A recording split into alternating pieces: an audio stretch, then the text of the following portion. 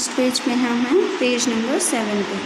अब उन्होंने he waged a war with Nepal and made the Gorkhas to join the army. उन्होंने नेपाल के खिलाफ युद्ध रच दिया और उसमें गोरखास को यानी वहाँ पर रहने वाले जो गोरखास थे उनको आर्मी ज्वाइन करने के लिए बोला गया। Hastings fought a battle with the Pindaris and to control over them. अब हेस्टिंग ने कई सारी रणनीतियाँ बनाई, कई सारे रण उन्होंने जीते और with Pindaris and to control over him, यहाँ तक कि पंडारस के साथ भी उन्होंने लड़ाई लड़ी और उन पर भी जीत हासिल करके फिर उनको अपने कंट्रोल में कर लिया। With the third Maratha war the supremacy of the company was established. अब तीसरी बार जब मराठा के खिलाफ युद्ध किया गया तब जाके कंपनी ने अपने राज्य को या अपना राजभार फैला दिया या बढ़ा दिया या निर्माण किया उसका। In comparison to the earlier government generals William Bentinck is known as the liberal governor general. अब जितने भी गवर्नर जनरल जो भी पहले बने थे उनमें से विलियम बेंटिक एक अच्छे लिबरल गवर्नर जनरल के रूप में साबित हुए। लिबरल यानी सही चीज़ का न्याय करने वाले।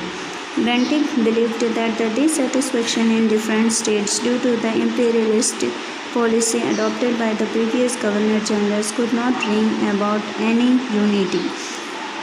बेंटिंक का ऐसा मानना था कि जब राज्य में रहने वाले अलग अलग राज्यों के लोग इस चीज़ों को नहीं मानेंगे या वो इन चीज़ों से इनकी बनाई पॉलिसी से खुश नहीं रहेंगे तब तक गवर्नर जनरल की कोई भी काम उनके लिए मायने नहीं रखता या तब तक लोग उनके साथ यूनिटी नहीं यानी कि उनको तब तक मान सम्मान या एकता नहीं मिलेगी। So he was liberal in his deeds और इसीलिए उन्होंने अपने काम में ईमानदारी दिखाई।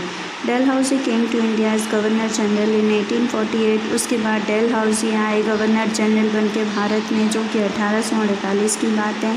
He was a fierce imperialist यानी कि वो बहुत ही डरपोक तरह के थे, उनको बहुत ज़्यादा छोटी छोटी चीज़ों से डर लग जाता था। Dalhousie adopted the policy of annexation for the expansion of company and British imperialist in India. अब डलहौजी क्योंकि खुद ही डरपोक थे इसलिए उन्होंने क्या किया, ऐसे हथकंडे अपनाए कि जिससे सीधे वो अटैक करते थे नहीं, डायरेक्ट वो अपने कब्ज़े में ले लेते थे। इस तरह से अब कंपनी और ब्रिटिश इम्पेरियलिस्ट का ये स्वभाव रहा भारत में। तो डलहौजी ने जो पॉलिसीज़ एनेक्सेशन के लिए बनाई थी वो यहाँ पे देखिए इस टेबल द्वारा आपको पता चलेगी। डलहौजीज़ पॉलिसी ऑफ एनेक्सेशन। तो फर्स्ट ऑफ ऑल क्या था उसका थीम, एनेक्सेशन बाय वार यानी पहले वो युद्ध करेंगे। अब युद्ध करने के लिए जो राज्यों से उन्होंने पहले शुरुआत की थी वो थे Punjab, Telugu, lower Burma. Annexation due to king dying without हर।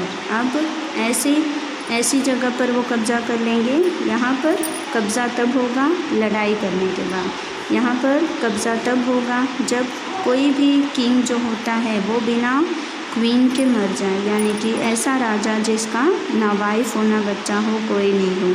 तो उनमें से ऐसे राज्य थे सतारा, जैतपुर, संबलपुर, उदयपुर, झांसी, बघट एंड नागपुर। उसके बाद तीसरी पॉलिसी क्या थी, annexation on pretext of miss management, यानी कि उनकी जो पॉलिसीज़ बनाई गई है उसमें कोई भी खामियां या कोई भी चीज़ सही तरीके से ना चले तो भी उसे अपने कब्ज़े में ले लेंगे। तो उनमें से राज्य था अवध।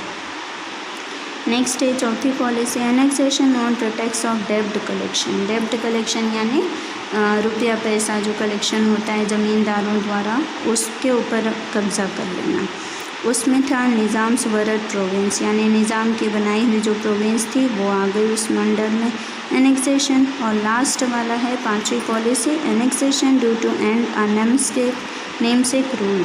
अब अगर कोई सही तरीके से काम नहीं कर रहा है, खाली नाम भर के लिए वो उस पर शासन कर रहा है, तो उस पर भी इनका कब्ज़ा होगा। तो उसमें बने थे कर्नाटक एंड तंजौर। तो ये हो गई 5 पॉलिसी। इस तरह से उन्होंने एनेक्सेशन पॉलिसी निर्माण किया, किसने, डलहौजी ने। अब नेक्स्ट नीचे देखते हैं, being besides and imperialist Dalhousie was also a reformist. अब डलहौजी क्या थे, एक अच्छे इम्पीरियलिस्ट ना होकर बल्कि वो एक रिफॉर्मिस्ट यानी कि कार्यकर्ता निर्माणक बने थे। The first railway line in India, पहली रेलवे लाइन का जो निर्माण हुआ था अपने भारत में वो मुंबई टू थाने के लिए किया गया था, जिसकी शुरुआत हुई थी 1853 में। Wireless system between India and England, establishment of public works department, और इसकी शुरुआत हुई थी वायरलेस सिस्टम, यानी कोई वायर की इसमें कनेक्शन की ज़रूरत नहीं थी। जिसका जिम्मा यानी कि जिसके लिए काम किया गया था उनमें से थे भारत और इंग्लैंड, दोनों ने मिलकर इस काम को किया था, establishment of public works department.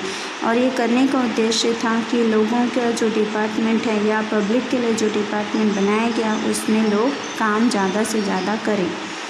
English education etcetera were all introduced during his tenure. इसके अलावा अंग्रेजी एजुकेशन जितने भी थे, यानी कि इंग्लिश सब्जेक्ट का निर्माण और इंग्लिश भाषा में जो शिक्षा दी जाएगी उसका भी निर्माण इन्हीं द्वारा किया गया था। He passed laws to ban child marriage and advocated widow remarriage.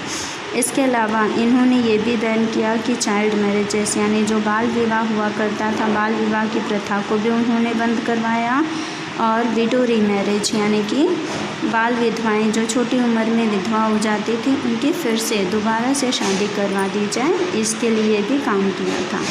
Within 100 years from the Battle of Plassey in 1757, the British rule and the Empire both expanded. अब 100 साल उनके अंडर काम करते करते बैटल ऑफ प्लासी जो कि 1757 में हुई थी, उस टाइम पे ब्रिटिश रूल और उनका एम्पायर यानी कि ब्रिटिश का हथियार और ब्रिटिश का राज्य दोनों बढ़ता गया था। But in the process, they had to face the dissatisfaction of the Indian states, and this was manifested in the form of the first struggle for independence in 1857 AD. लेकिन इनके कार्यकाल से भारत की जनता खुश नहीं थी और इसी वजह से भारत के कई सारे राज्य इनका विरोध करने के लिए आगे बढ़ चुके थे, और इस तरह से इनकी जो फर्स्ट स्ट्रगल थी यानी लोगों के साथ अब इनकी पहली लड़ाई जो कि 1857 में हुई थी।